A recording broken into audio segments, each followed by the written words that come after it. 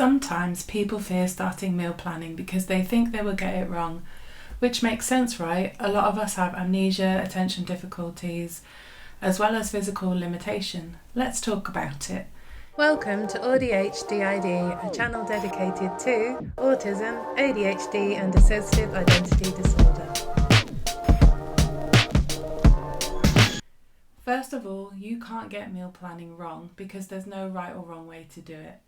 In my meal planning video, I shared the way that I do it and what was important to me with the combinations of issues that I have, so you can see what that might look like. But if that's not you, or it's you but you're just starting out trying to meal plan, you don't have to do all of that. In fact, you never have to do any of it. The purpose of a meal plan is to make sure that you have enough to eat and to reduce any executive functioning difficulties. Many of the neurodivergent multiples that I have met struggle with deciding what to eat, making the food and eating it all at once. And I noticed that when those three stages have been separated, meeting the food needs is much more achievable.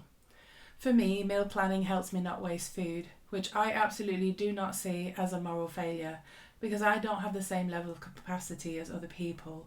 If my ADHD brain forgets something exists or my body hurts too much to cook, I can't change that. But it still affects our budget, which is why I still meal plan. I know many of us live on low incomes and food is becoming ridiculously expensive right now, especially the fresh food. If the planning part is just too much for you at the moment, you can try to just write down what you normally eat in a week and make a shopping list from that. Or perhaps do a prep-only approach where you make whatever you're making anyway, times it by 2 or 3 and put the extra in the freezer. I found these great freezer molds that means that you can freeze individual components of meals and then mix and match them throughout the week. Once frozen, I put them in Ziploc bags so I can keep using the molds.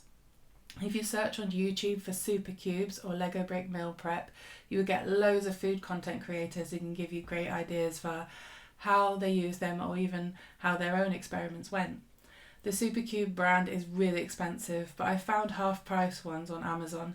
The important thing to look for is that the top part has the metal frame so they don't become floppy and spill when you pick them up. If buying tools isn't in your budget, how about prepping components? This is how I cook my husband's meal. I make a batch of mashed potatoes one day and I'll do chicken, veg and mash with gravy. The next day I'll do sausage, mash and beans. The leftover cooked chicken can make stir-fry noodles, chicken and rice. Add veg and a wrap, it becomes fajitas. Add barbecue sauce and a bun, it's a slider. The sausages can be added to a cooked breakfast or a sandwich for lunch. Anything you prep helps point you to a lower effort next meal without directly tying you into a specific option. Before I finish up the video, I just want to go back to the beginning. Not sticking to the meal plan is not failure. Trying out a new recipe and it going horribly wrong is just learning. It's data. I tried this, maybe I need some more practice, or that sucked, I'm not doing that again. After trauma, it's so hard to let ourselves choose. When we've been forced to live up to someone else's standards, judged for not meeting them, or maybe even punished, it can make everyday things like deciding what to make for dinner feel really scary. If we no longer live in that environment, it takes time for our nervous system and our parts to get the new information about how life is now. The meal plan and prep is one way of showing them that food is now readily available.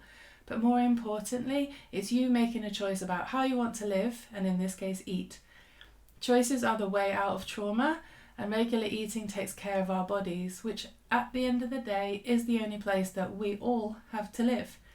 As always, leave me a comment below if there's anything I haven't covered that you'd like to see. We're coming towards the end of this series, but I'm always happy to come back to this topic, and if you haven't seen my other videos, check out my life skills playlist. If you related to this video, please give me a like and subscribe. I'm sending lots of love your way. Until the next time, take care of yourselves.